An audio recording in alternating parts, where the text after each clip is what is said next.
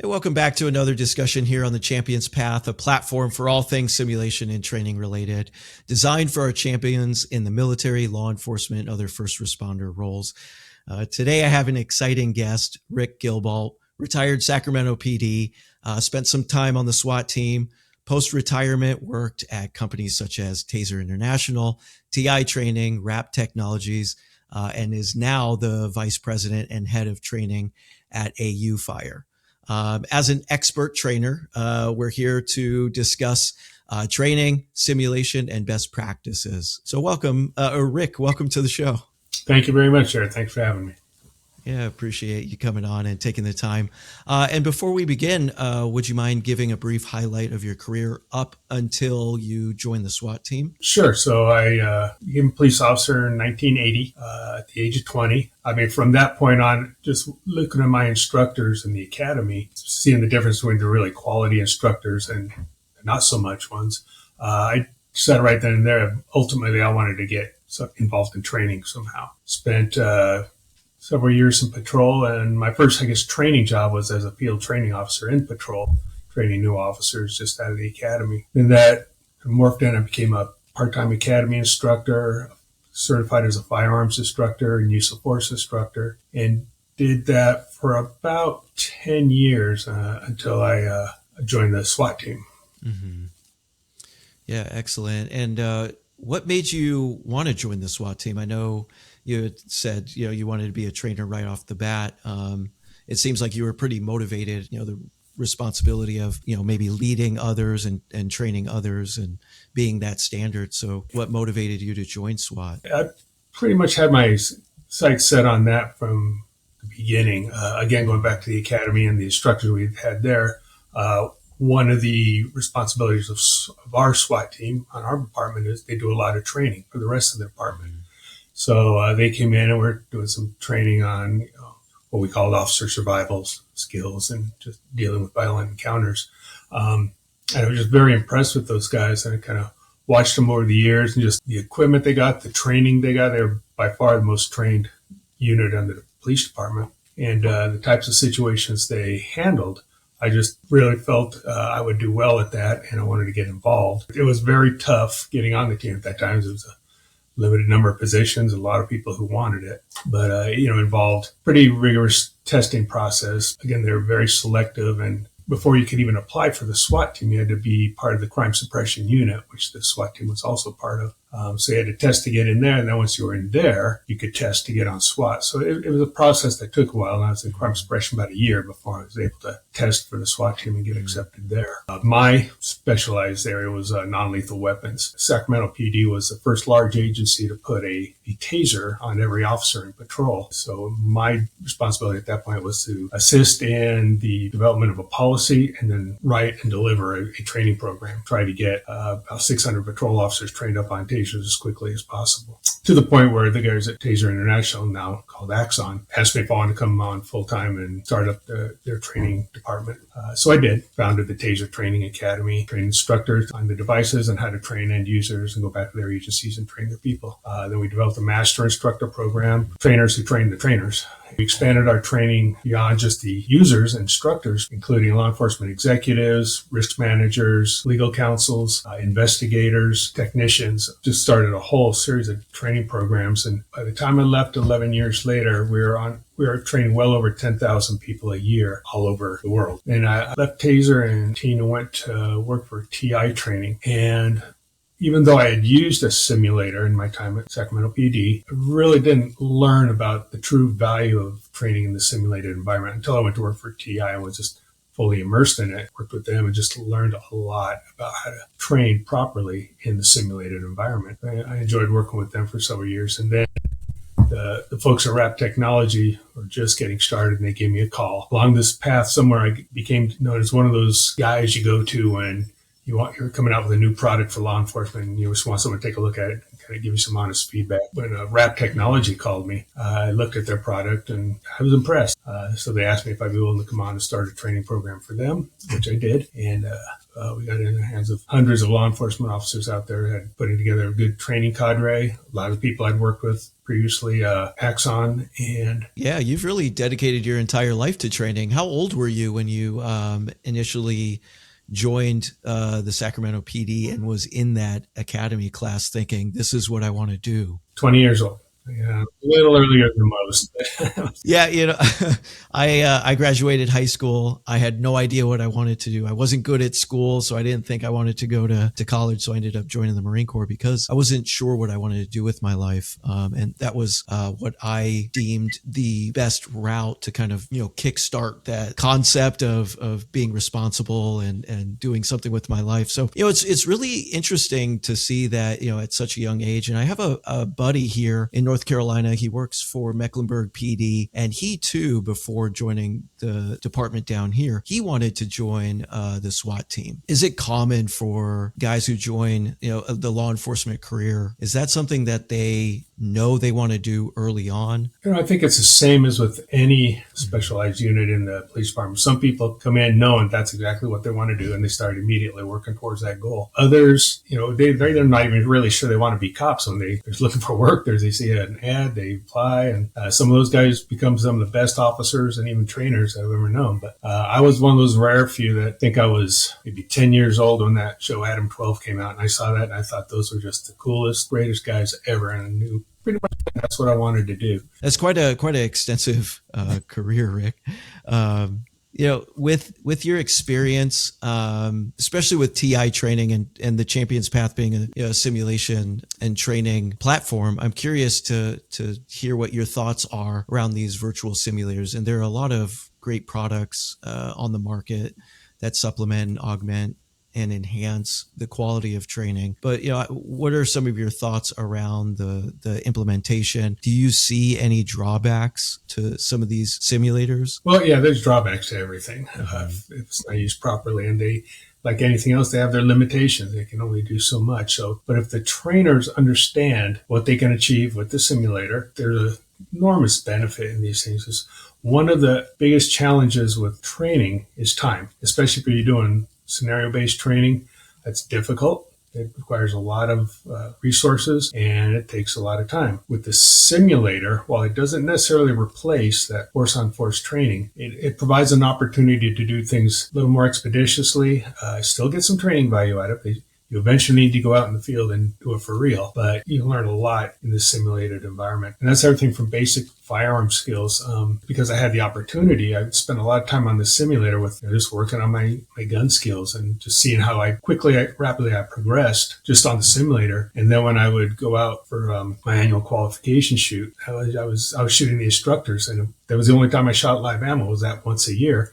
But just from what I was able to do on the simulator for basic gun handling skills, that really impressed me. I didn't think it would be that effective, but if done properly, it absolutely can be. And then with the actual scenarios, is whether it's VR or video screen laser-based systems, to have very specific training goals in mind that you're trying to achieve, and make sure this trainee is competent in those specific objectives before you put them in the simulator. Don't put them in to fail. Everything from drawing your weapon, getting on target, giving verbal commands, seeking cover.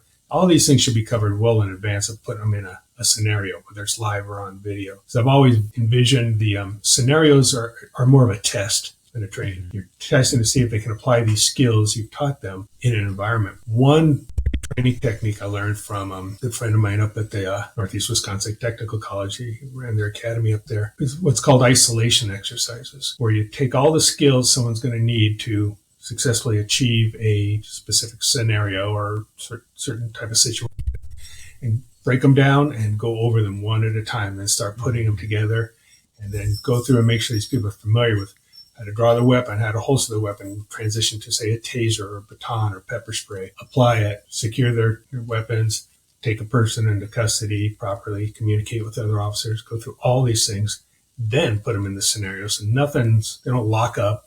Everything that you expect them to do, they've already done and demonstrated. You just Now you're requiring them to put them together in an effective way. And I found by doing that, we are getting much better results very quickly. And it's not a difficult process. You just got to break things down and go through it a few times. Broken down, what is it we're going to achieve, how we're going to do it, and how we're going to test it in the end. And if you put that amount of thought up front, and you can really not only accelerate your training, but improve your training, improve retention, and have far less downtime, because downtime is a training killer. Always, whether military, law enforcement, it just is. And the more you can do to minimize that, I think simulators go a long ways towards helping minimize that if they're used properly. Yeah, I see a lot of advantages personally and within training for that. Individual modules in a very explicitly trained manner, understanding the TLOs, right? Your terminal learning objective, and then breaking them down into enabled learning objectives, in this crawl, walk, run process. So outside of the having a clear training goal, and this explicit to implicit, and then, you take these individual moduled lessons learned, and then you can put them in a practical application with, whether it's a field training exercise that is a culmination of all lessons learned, and then to fine tune through recurring training. But do you have any other, tips or some key factors to consider when designing a training program? I think it was Sun Tzu who said in The Art of War is start with the end in mind. Figure out what are my goals, what do I want to achieve, and then start working backwards from there. And so, for trainers, just make sure you understand what it is you're trying to achieve, break it down into objectives to be reached. And I say this as someone who's written and published a lot of training programs for all various sorts of skills and tools and weapons. One of the unfortunate side jobs I got at working at Taser was because we had such a prolific training program, pretty much everybody who bought Tasers went through our training program at one point or another. And because it was such a target for litigation, I had to give testimony either in trial or deposition in over 40 cases where either the department was being sued, Taser was being sued, became both a state and federal recognized expert in law enforcement training and use of force. And in every one of these cases, the biggest target they're coming after was the training program. To show somehow our training was insufficient, and therefore, we were liable. In all those cases, and there were some good attorneys who pretty much built their whole careers on suing Taser, no one was able to show any deficiencies in our training program. So I'm really proud of that. But that wasn't easy. It took a lot of time and effort to make sure those things were as bulletproof as we could make them. Yeah, that's quite the accomplishment. Do you find that it's advantageous to articulate that value of this is where we want you to be at? This is how we've broken down the training program, and based on these individual modules or periods of instruction, we will get you there. Absolutely. Like these final exam scenarios, you do want to throw some surprises because they work in a very uncontrolled environment. You're not going to be able to always predict what they're going to encounter. So the more you can throw at them, the more you make them think, react, and evaluate and know their own skill level and build their confidence and the ability to do all that, the better it is. And so I always believe in telling them up front, here's what we're trying to achieve today or this week, and here's the process we're going to take to get there. I've always believed that a good trainer is first a good student. So I'm trying to learn from my students too. I always taking feedback from them, trying to see what's working and what's not, and always constantly tweaking the training to the students. And it reminded me one of the advantages I see to the simulators that are out there is the debrief capabilities, because that to me is where the training really happens. And giving this trainee an opportunity to review their performance, evaluate themselves rather than having the instructor do it for them, and then figure out how we're going to do better next time. I think, again, that's a huge training advantage and accelerator, and again, helps with retention because they're, rather than arguing with the instructor over what they did or didn't do, we show them. And, I always go back, there's one scenario we had at a TI where you got involved into a shooting situation. Right in the middle of the shooting, for no specific reason, a train whistle goes off. And, we're doing the debrief, so what'd you think about that train whistle going off? I'm like, what train whistle? Most of them never even heard it. And it was loud, but they're so focused on what they're doing. And just, again, an opportunity to show, look, weird stuff happens when you're in these types of stressful encounters. There's auditory exclusion, tunnel vision. All these things are real. And to the extent we can put you through that, show it to you, have you experience it and realize this is a real thing, the more you'll be in tune to open your focus and not get so laser focused that you don't see what's going on around you. All these different seemingly insignificant things can be of enormous training value if they're recognized and addressed. Yeah, that's an excellent point. And there's been a rise in research that shows the tremendous benefit just beyond the financial, return with stress inoculation, improved decision making and fostering critical thinkers, emotional control, as well as the physical skills as well. Even something as simple as, like you were saying, being more attentive to the ecological cues, and simulation systems are a great device to use to pressure test lessons learned in a practical manner. So what should agencies be looking for when they're selecting these training programs? Because the market's just flooded with these simulation systems. I guess it would depend on what the agency specific needs are. One thing I noticed working at TI is you get some agencies, particularly some federal agencies, that have very specific missions that are not unlike any police department would have, whether it's Treasury Department, the U.S. Mint, nuclear Department of Energy facilities that they need to be protected.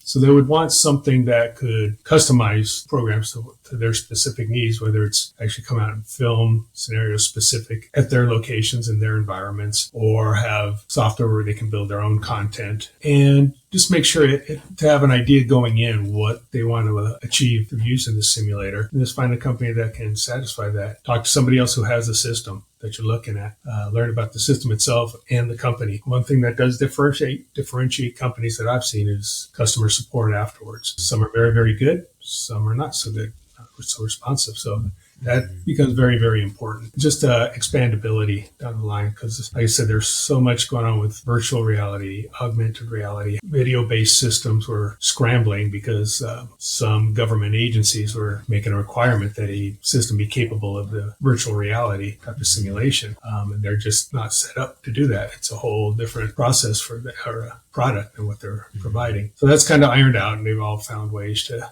manage it. And now that VR is a big option, there are a lot of VR companies out there. So you need to look at each of them. And the VR technology has come a long way from the very first time I saw it to where it is now. And I'm very impressed with what can be done. But just as with any simulator product, there's limitations to what you can do and drawbacks. Because it is still a fairly new technology, I think we're still learning about the efficacy and negative effects as well as the positive effects. But I've been absolutely astounded with some of the applications I've seen, particularly in the military area. It just blows my mind, but it seems to be very effective. The main thing I would say is just for each agency, know your specific needs and then find a company and a product that fits those. Excellent. Let's get into A.U.Fire simulations. Right, and there's really nothing quite like it on the market at the moment. And these kits simulate the effects of restrictive use of limbs if it were to be rendered immobile due to a gunshot wound or, some sort of, major trauma. Right. So could you, kind of go into A.U.Fire and the simulation kit, and how are departments integrating them within their training? Well, a couple of the primary benefits of this program, which became obvious to me within the first 5 minutes after experiencing it, is one, it doesn't require a whole new training program. It's designed to be implemented in the training you're already doing. It just makes it more realistic. And the other thing is the product itself, right now the sleeves, they don't just incapacitate that. They're not just affecting the arm. They definitely get in your head as well. Because when you suddenly lose control of that limb, that's a lot different than just putting your hand in your pocket or handcuffing it to your belt or something like that. It really causes the training, on top of being able to, manipulate all their tools and function with just their non-dominant hand. They have to remain focused. They can't get so drawn into what's going on with that arm that they forget all about the situation they're involved in and the threat they're facing. So, we've always tried to train to that. Stress inoculation is hugely important. One of the things I recognized when I was a young SWAT officer was how different that first entry was than from the 20th or 30th when I did. And I was so amped up going through that door for the first time with my team, the newness of it, wanting to do well, all these things. Even on the way there, people were asking me, all right, man, because I was breathing heavy, starting to sweat. We hadn't even gotten out of the vehicle yet. Just that stress inoculation, doing it over and over and over again, like a soldier going into combat the first time. There's things you actually get used to bullets going by. It happens. And over time, you learn to deal with these things effectively. And so it always occurred to me, there's got to be a better way of training our people before they get in that situation, rather than hoping, we'll hope to get through the first few until you reach that level of experience that you can handle it more effectively. And that's one of the things I see with A.U.Fires. We've seen people kind of panic a little bit. And I'm talking experienced operators on some pretty high-speed teams that they had no idea they were going to react the way they did. For someone who takes this seriously, that's great learning experience. Now they know what they need to work on and how to get better. So when it God forbid, but if it happens for real, they are going to be immensely better prepared to deal with it than they would have been otherwise.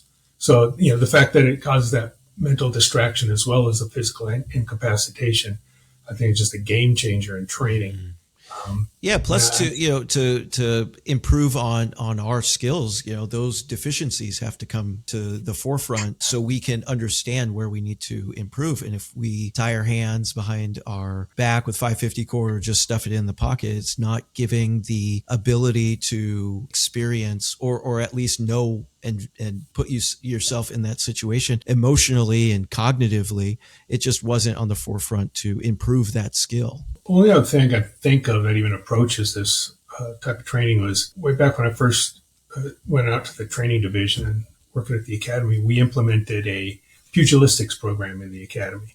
We had a boxing. We weren't trying to teach people how to box or even necessarily how to hit people, but it came to we started realizing we were getting so few people out of the military anymore. A lot of kids still lived at home with their parents, never been in a fight in their life. And we just wanted to see how they'd react if someone punched them in the face. And it's very interesting, the scope of reactions you get, many of which are completely unacceptable. So again, be able to train that and recognize it and train to correct that, or decide that maybe this isn't the right job for that person. Be able to identify that early. Same thing with the A.U.Fire. They realized that they weren't ready for that and that they'd be in a world of hurt if this was for real. And then with very few repetitions, you can see a huge difference in their performance and their confidence, because they know, okay, it's going to be weird. It doesn't necessarily hurt, but I've just lost use of that arm, seriously lost use of it.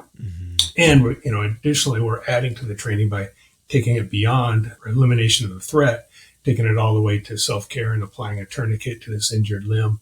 And not stopping the scenario till that happens. That level of training just hasn't existed up till now. Now that this is here and available, I think it's going to take it to the next level. And who knows what that'll lead to in the future.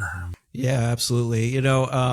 Everybody has a plan until they're punched in the face. No plan survives first contact with the enemy. And I think what's important is that because of that, you have to fall back on your training, having that confidence and experience in knowing what it feels like to have to operate with a immobilized limb. Confident people make better decisions. One thing I hear a lot from agents, this is a very common term we use, is we always hope for the best, but train for the worst. Whether it's, in violent encounters, natural disasters, what have you, we just want to be prepared for the worst case scenario.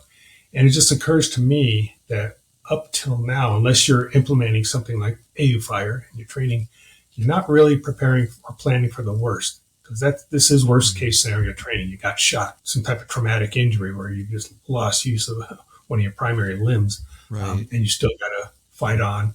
And we've always told people, just because you're injured doesn't mean you can't fight. Just because you're shot doesn't mean you're out of the fight.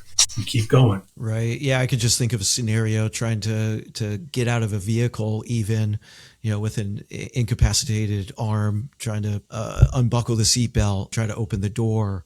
Maybe it's your primary arm and you have to cross draw, return fire accurately, eliminate the threat, apply a tourniquet to stop the bleeding. Reload would be quite challenging. Rick, I appreciate you coming on today and discussing your background, some best practices for training.